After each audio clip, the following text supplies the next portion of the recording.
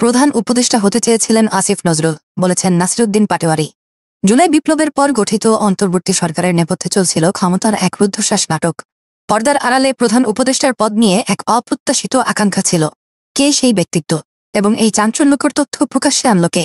সম্প্রতি জাতীয় প্রেস ক্লাবে জাতীয় নাগরিক পার্টি এনসিপি এর মুখ্য সমন্বয়ক নাসিরুদ্দিন পাটোয়ারি এক বিস্ফোরক মন্তব্য করেছেন।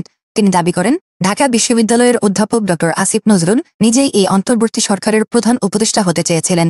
পাটোয়ারি আরও ইঙ্গিত দেন, এখন যেহেতু বল আসিফ নজরুলের কোর্টে, দেখা যাক তিনি কেমন খেলতে পারেন। অর্থাৎ জুলাই সনদের দ্রুত বাস্তবায়ন নিয়ে তার ভূমিকা এখন পরীক্ষা নিরীক্ষার মুখে।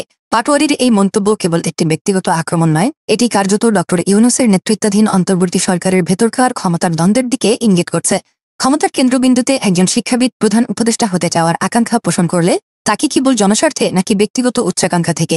সবচেয়ে গুরুত্বপূর্ণ প্রশ্ন হল, যেই পচা সংবিধান পরিবর্তনের দাবি তোলা হচ্ছে, তার সংস্কারে যারা টালবাহানা করছে তারা কি তবে দলীয় দাস? জনগণের রক্তের বিনিময়ে পাওয়া এই বিপ্লবের সুফল কি কোনো সেফ এক্সিটের বিনিময়ে বিক্রি হয়ে যাবে?